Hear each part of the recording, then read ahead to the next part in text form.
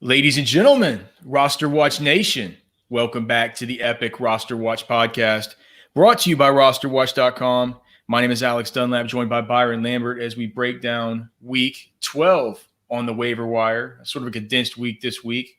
Our hair is on fire, getting up the Thanksgiving DFS stuff and getting the ranking sheet in a day early and all kinds of other stuff. But we hope you're enjoying the content over there at RosterWatch.com. If you like this stuff, please make sure and check out a pro membership over there. And at the very least, if you could click like and subscribe in YouTube and also give us a 5-star rating and a review in Apple Podcasts, that would be greatly appreciated. All right, Byron.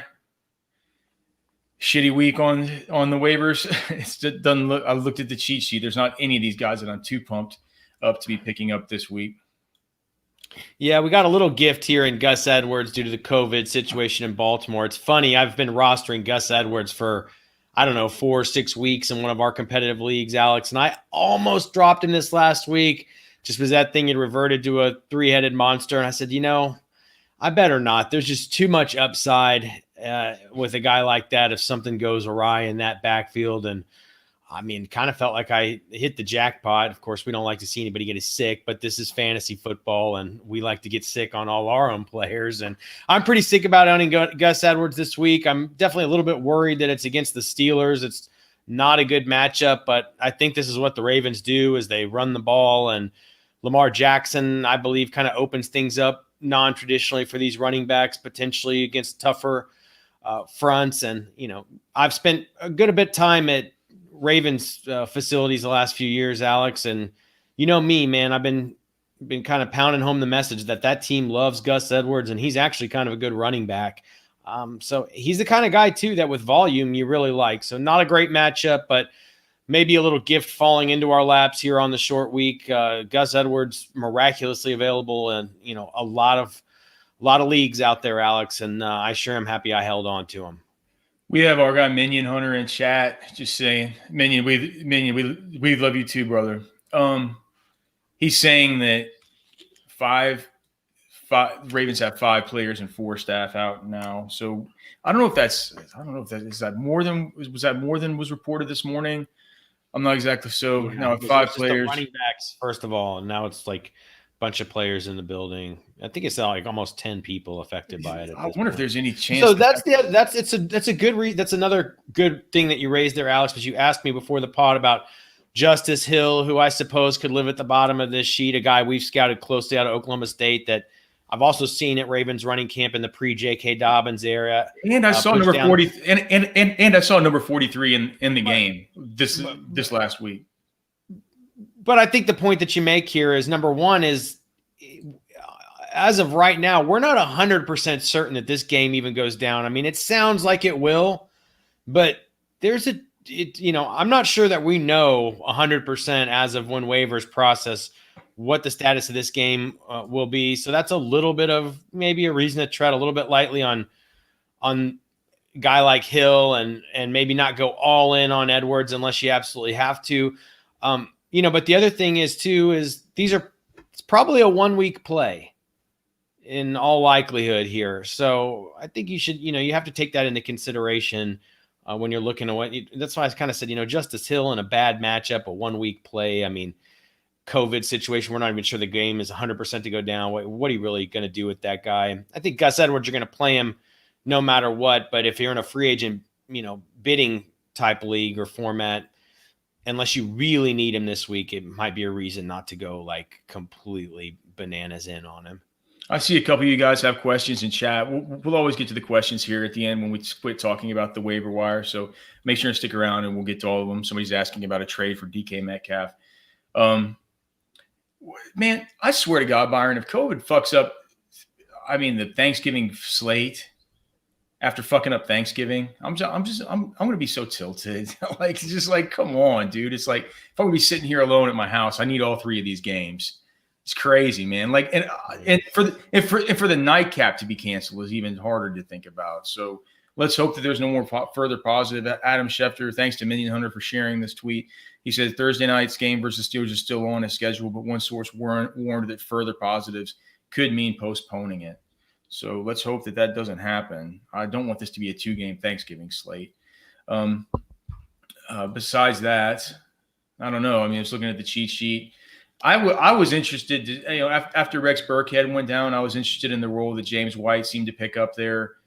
We do have Sony Michel lurking, but James White certainly has much more of the skill set to kind of take on that Rex Burkhead kind of role. And Rex Burkhead, as you'd mentioned before, had been seemingly coming on a little bit in these last few weeks. My deal with Bill Belichick is, what the hell was he doing versus Houston with not running Damian? Like, you run out there, the offense looks awesome running with Damian Harris. And then all of a sudden you get Damian Harris out. He doesn't touch the ball again until the third quarter. I don't know, I don't know what he was thinking, running James White between the tackles on these 3rd and 11 draws and all this bullshit. But clearly Belichick likes James White. We saw that there was some of the receiving upside that was still there, despite the fact that we've worried about that with Cam Newton. Rex Burkhead out of the picture, Sony Michel lurking. How do you value him? I think you got to be pretty interested in James White at this point. I mean, obviously from specifically a PPR perspective, but I think we saw what the team thinks about Sony Michel. I mean, their intention wasn't really to get him. It wasn't a priority to get him involved now that he was, off the IR or whatnot. This injury might have changed that to Burkhead, but Sony Michel doesn't fill the Burkhead role. And that seems to have been, locked down by Damian Harris. I mean, you're a little nervous to ever say that in New England, but I mean, it feels like that's locked down for Harris. So to me, it's basically like a Harris James White complementary tandem here moving forward. Maybe we get a little Sony Michel in there, but I don't think that hurts James White. James White's not the guy I'm worried about at this point. I know a lot of folks going into the season were expecting James White to have a pseudo Christian McCaffrey role with Cam Newton. That never manifested this year, but I don't know. The targets this last week made me feel positive, and James White's a guy that if he's getting the targets, he can be a pretty useful fantasy player. So not a player you're going all in on, but a player in a situation that I thought it pushed him up the board pretty good this week, Alex. I'm looking on here. I think it's interesting the slotting that you have for Wayne Gallman as somebody within the tier that, coming off bye week, sort of out of sight, out of mind. But Wayne Gallman, 19 touches in week 10 versus Philly. He didn't do a lot with him on the ground, but did score the 2 touchdowns on 60% of snaps. I wasn't thinking about Wayne Gallman. Is he? It doesn't feel he's certainly not available in any league that I play in, but he does have pretty widespread availability. I mean, is that the deal? Yeah, I mean, he hardly. He was still kind of flying under the radar, even though he was performing for a couple of weeks there before the bye. So his ownership will never really reach the level you might have expected for reasons that make perfect sense. And, like you said, out of sight, out of mind on the bye, people had to make some tough decisions on the waivers this last week or so. So it made him available out there. And from what I can tell, taking in those Giants games, I mean, Wayne Gallman had pretty clearly established himself A, is the best back in New York, and B, basically the lead back based on the volume he was getting. And I think Daniel Jones is heating up a little bit too. So Wayne Gallman, not a player that you're overly thrilled about having to slide into your flex position this week, but a guy who's definitely been producing in a surprising way, Alex. Cam Akers is being used a little bit more. I see he's on the cheat sheet, but it's still – I mean, that's still pretty frustrating. Only a 26% snap count last night. Malcolm Brown, 41% snap count. Darrell Henderson, a 33% snap count. But Cam Akers did outtouch all those guys with 10 despite not getting any targets. Do you think that it's finally coming time for Sean McVay to unleash Cam Akers? I can't believe some of these 3-headed backfields, man. These Rams, these Colts, some of these situations are just ridiculous to try and figure out. Well, those teams are playing well, so it's good for real football. It sucks for fantasy. I mean, truthfully, if I was a GM or a coach in the NFL, this is probably how I would play it. Fantasy. What if you had a really good runner, though? Fantasy guys would hate me. You know what I mean? They would hate me. So it's tough to be on the other side of the coin, I suppose. I would hate myself probably, but I've tried to tell you for a couple of weeks as a Darrell Henderson owner, like we were begging in half-point PPR formats for 6, 8, 9, even, God forbid, 10 points out of Darrell Henderson. I mean, that's what you're praying for, is a touchdown from any of these guys in a given week. So is he going to unleash Cam Akers? Not in any predictable fashion that we can pinpoint that makes him useful for fantasy. Could we see a little more of him? Could we see a big game or two here pop down the stretch? I think so. He looks like a good player. I like the way that the Rams are playing, but I don't think there's enough here to make Cam Akers a huge priority like I'm seeing maybe some others push out there in the industry right now. Were you surprised at the Rams last night versus the Bucs? No. Rams are playing good football. You weren't surprised that they were able to get you weren't surprised that they were able to get that kind of offense going? The Bucs have just been bad in primetime games. Yeah, and I thought that hurry-up offense, the way they were getting to the line and just running plays last night, I thought it made a difference. I don't see the Bucs as having I'd have to go back and look, but, I feel like it's more of the scheme than any guy, it's the whole defense, I feel like. And I feel like if you're going to throw that ball that much to good receivers who can run good routes like Woods and Kupp, I mean, they can get open. These, one thing I've learned in the last year or two that we have to remember, Alex, is, the days of lockdown cornerbacks a la Darrelle Revis, you got to get that shit out of your mind, man. None of these guys are really to the point where you just can't start your good fantasy player on the other side. And there have been a few exceptions. There have been a couple of times. DK Metcalf here and there. DK Metcalf and Jay. You want to sit Metcalf against Gilmore earlier this year? He toasts him from Palm. You want to sit Evans against Jalen Ramsey? He still gets him for. At the end of the day, it really is about playing. The tiers of players that you have, the better players. I mean, there's like an interface between matchups and tier of player, but ultimately you got to remember the good players kind of trump things. And I just think it gets overblown. Yes, somebody's the hardest matchup of the slate for opposing wide receivers, but still, does that mean does that mean they're unbeatable? Does that mean they're are lockdown dudes? I'm not sure it does anymore. And also, when we think of matchups, and it's how the matchup tool, it's like, I don't want to give away secrets of the matchup tool, but one of the ways that the matchup tool is put together is because has to do with how we plan on the offenses interacting, as much as it has to do with the personnel on the other side that'll be defending these wide receivers. And if you can project the offenses to interact in a way that's going to be conducive to scoring, then of course you're going to project out those target shares as accordingly. So. Yeah, totally agreed that there probably should be less emphasis on the individual wide receiver cornerback matchups. But as always, we'll take any information that we can get that might give us an edge and take those things into account. These other running backs, you guys can look at the cheat sheet. There's not anybody else that I find really remotely interesting. I guess Tony Pollard, he got in the box, but he hardly played. Versus if you Minnesota. own Zeke, make sure to own Pollard. I had to start Pollard in that dynasty league that I always have to start Curtis Samuel this last week. Yeah. I swear to God, dude, it's like I've been running so damn hot in that league. Having to. It'll take it. Yeah, man. I feel like a real trash man having to get in these trashy players and have them go off. Do you want to switch over to wide receiver? Oh, and also in the YouTube comments, if you guys have questions about guys that you whether you can be dropping them. Let me know, and Byron and I'll go over those at the end here. At the top of the cheat sheet here, and you guys can look at the bids that Byron's recommending that you put in. But I love seeing Michael Pittman up top. I just worry about the volume there for him. It's an offense. Like I was telling somebody on the site on Sunday, it's just hard to figure out what's going to happen with Indy because they have a whole clown car of these goddamn tight ends. They have a whole clown car of running backs. That's like 6 dudes right there that Philip Rivers loves to throw to.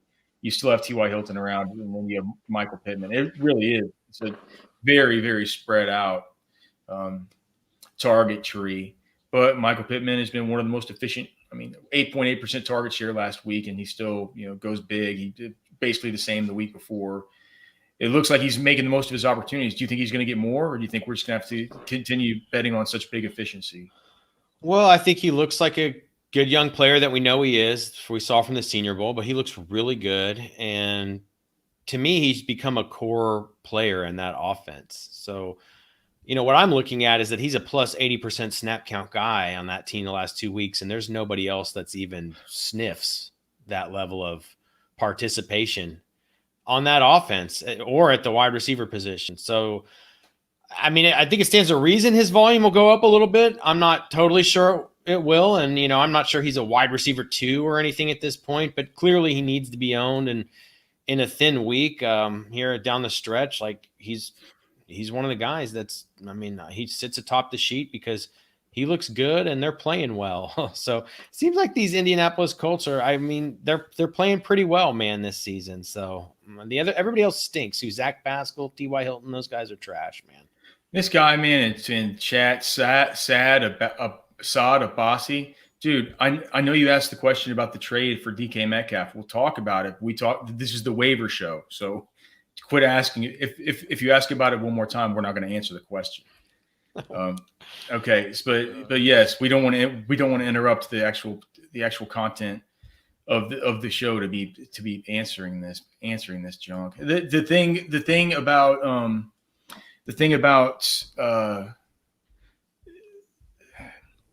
the Bengals thing with Joe Burrow, I think it's kind of swindled definitely a lot of Tyler Boyd owners, maybe some T. Higgins owners. You could definitely I'm considering maybe getting in Michael Pittman over Tyler Boyd this week and maybe moving forward. What do you just as an aside? What did you think about Ryan Finley? He really looked like shit, huh? What are you doing with those Cincinnati guys? Probably benching them and starting whatever fantasy defense I can against them, and I think that's about it, man. Maybe if Joe Mixon it looks like he's going to be out a few more weeks, maybe you just keep plugging along with Gio as some kind of low end flex. I think pretty much hands off on most of that situation. Right? Yeah. By the way, look, I've been trying to wait and see for me. It's a wait and see for me. I'm looking at this in. Oh, sorry, Alex. Go ahead. Oh, I'm just saying it's a wait and see, and I think it's going to be a wait and see for like trouble. I'm not sure that this is going to end well for anybody involved with the Cincinnati offense. How can you play those guys at the most important time of your season with that quarterback situation? I just don't know how you can. Man, I'm looking at this, Alex. We've been ahead of the curve a few weeks, been pushing out on the trade cast that, it was far from a guarantee, but one of the kind of notable guys that was living in a lower tier we should have been targeting last few weeks and just stashing to see what happens because the schedule was phenomenal basically the rest of the way. Your guy, Jonathan Taylor, getting a big volume, 26 touches. Oh, dude. This last week. I love it. I feel pressure for pushing that out into the bloodstream of RosterWatch Nation in recent weeks. That's good. It's Saad Abbasi in the comments. Don't be so hard on yourself, man. You don't have to apologize. It's okay. We'll answer your question, and we do not, in fact, think that you are an a-hole. Okay. What about these other guys at the very top? They're good. Aguilar's not that good, but he's a good fantasy player, and he's the number one wide receiver. I tweeted this. Why did Derek Carr would be peppering the shit out of CeeDee Lamb right now? You can't tell me that he wouldn't be. And I know what the Raiders fans come out and say. They say, hey, they won the football game. He's doing what he needs to do for the offense. Like, Carr's doing just fine. How do you know that it would be the same if Ruggs wasn't there? And I'm like, well, I just know. It was a bad pick then. It's a bad pick now. Do you have any thoughts on that? Yeah, I remember during the summer, I was getting nervous even thinking about pushing Ruggs up over like Jerry Jeudy on the Dynasty rookie sheet, or even Justin Jefferson. It's like, was a close call. I don't know. There was so much hype with Ruggs and all this, but it's just, to me, it all, I wouldn't have expected him to perform this poorly or to be featured this little, but I'm not surprised. I don't think a lot of people are surprised he's being outperformed by some of these other rookie wide receiver prospects. It's a disappointment.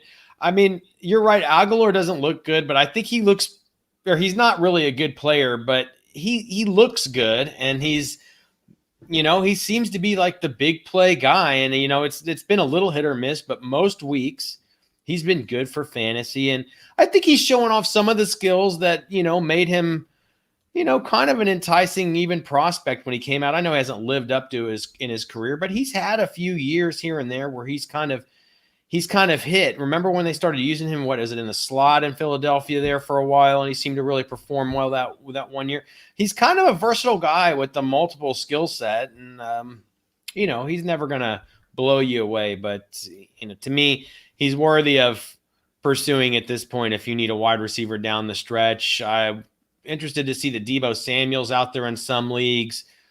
Clearly a guy that shouldn't be floating around on your waiver wire at this point.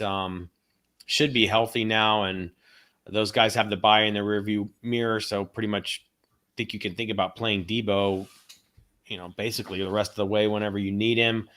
Your guy Curtis Samuel, Alex, I don't know, man. He just keeps kind of like Aguilar. Those guys just keep popping off, and then still like Rager in Philadelphia. Great matchup this week at home against Seattle. This could be a blow-up spot for him, and even for Carson Wentz when everybody's so low on those guys, but clearly struggles in Philadelphia kind of maybe push Rager down a notch or two from, how we've been looking at him the last week or two on the waiver wire.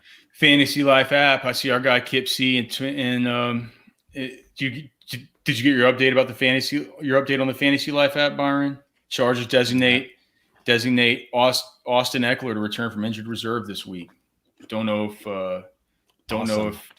so long Kalen Ballage. I guess we're gonna have to ask in the drop keep section whether or not what the hell we're doing. I think it's so long Josh Kelly, right? Yeah.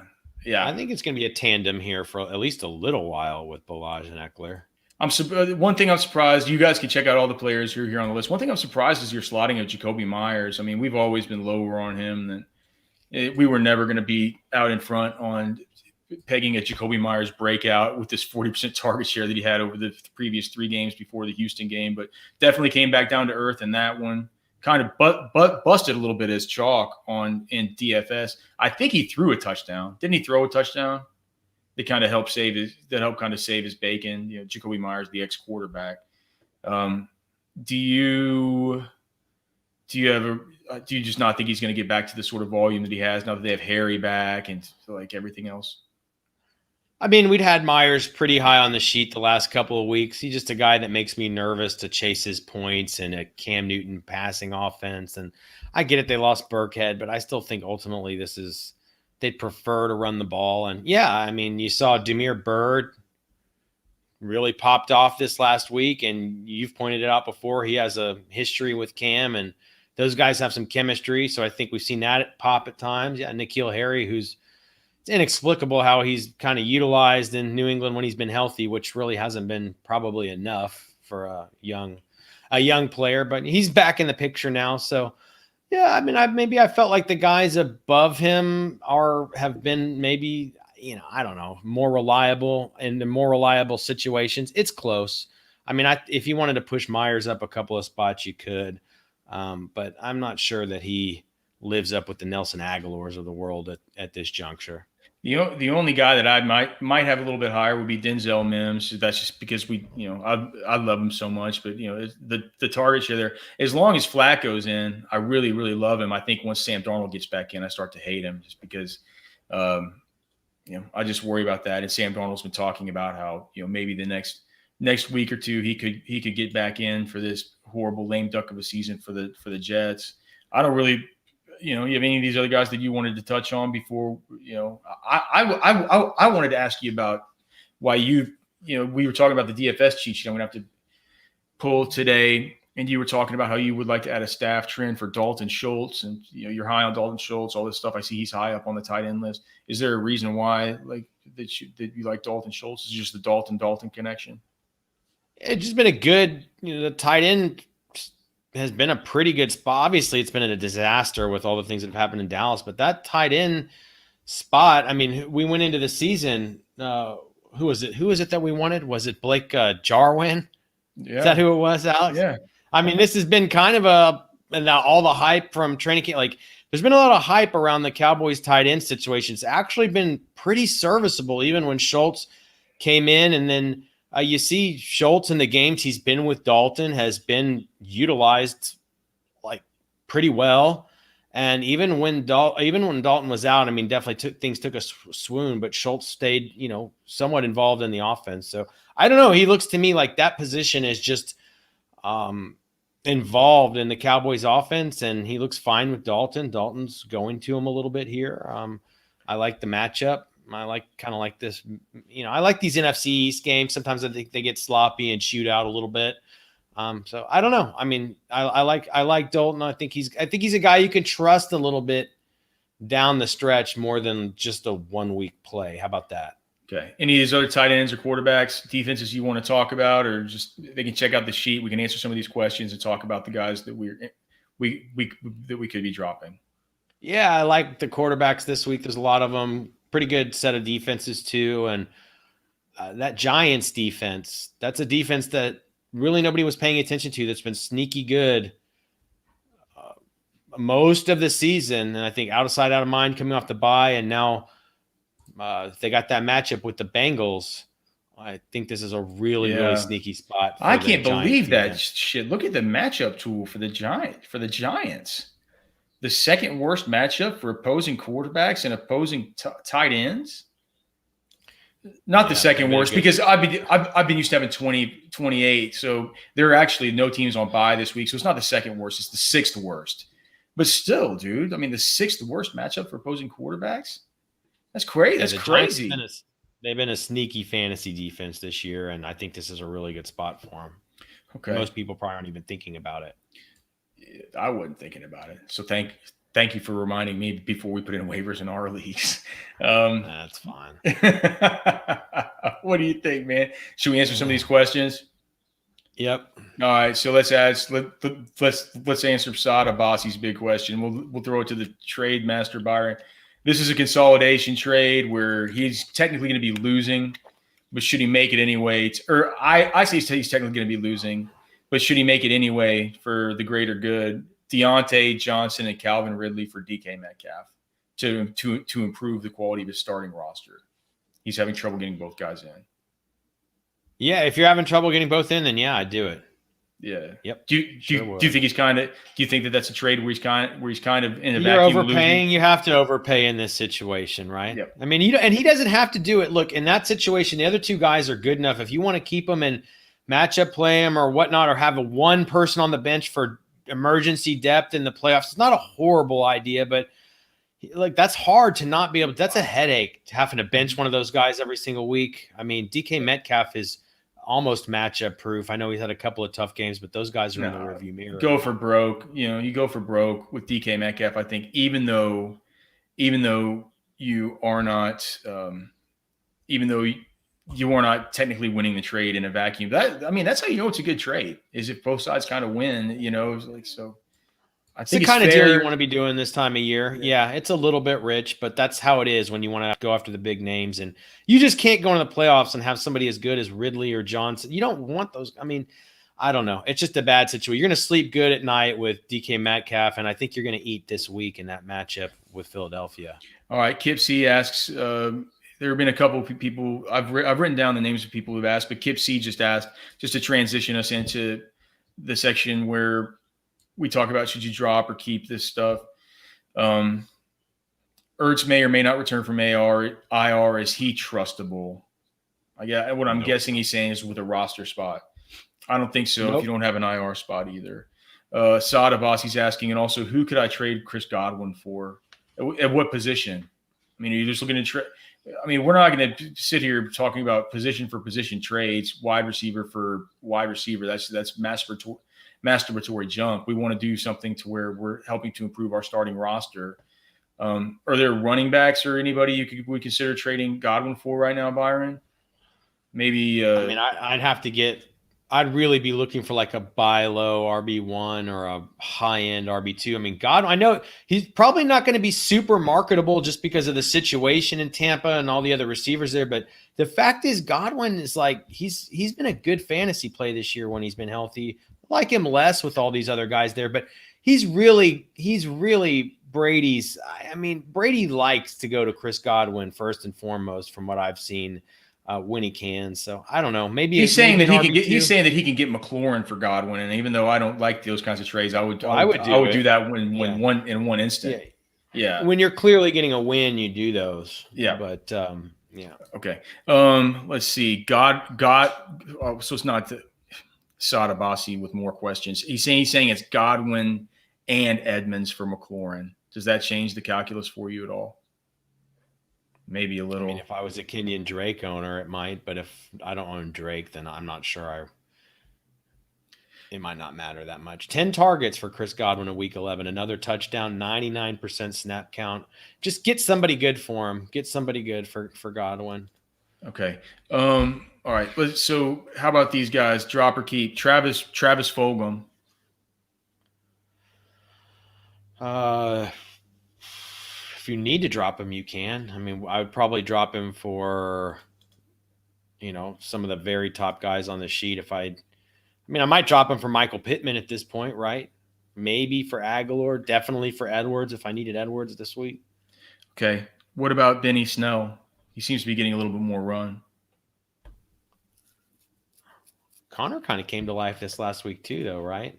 Yeah, but they put Benny Snell down in the goal line too much. I think I'd be happy dropping Benny Snell. I think I'd be fine with it. If you needed to, but like our guy Alan Seslowski says, I mean, those are actually some of the they're last priority because it's just totally betting on the come, something that's a hypothetical that might not ever happen. But if you're scrounging around on the waiver wire, sometimes instead of going after some super crappy low upside flex player, doesn't hurt to just stash guys that would have big upside if the principal running back went down. And I mean, I think you can make that argument for Snell. So no, I think don't drop Snell unless you're for going just anybody. Don't drop Snell for just some shitty guy off the wire. But if it's somebody, on the top, towards the top of the sheet, then that makes more sense. Hollywood Brown.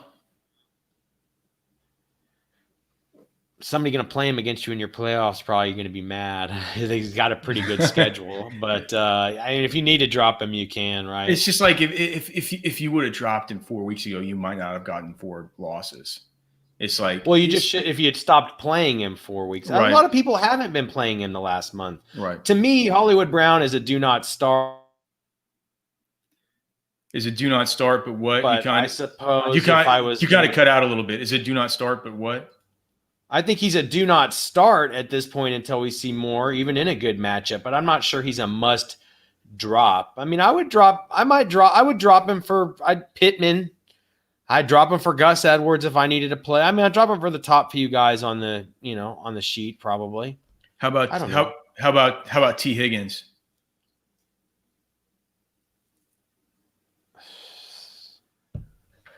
I probably hold on to him. You want to see 1 week of Ryan Finley action? Yeah.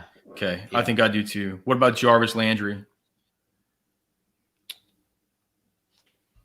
What did Jarvis end up with this week? I know you were kind of. Yeah, I was disappointed in it. A little bit hopeful. I was disappointed in it. Five targets, three receptions for 29 yards on a 58% snap count. Lake Erie's no Lake Travis, man. Not in the wintertime. Yeah, you can drop Jarvis. Okay. Joshua Kelly. Drop. Jordan Wilkins with Jonathan Taylor coming on. Drop. Henry Ruggs. Yeah, you can drop him. I mean, you can definitely drop him for a lot of people higher than him on the sheet. Here's the big one that blew my hair back in chat, Byron. We'll end on this. Can you really drop Joe Mixon? No fucking way. All right. We'll see you guys.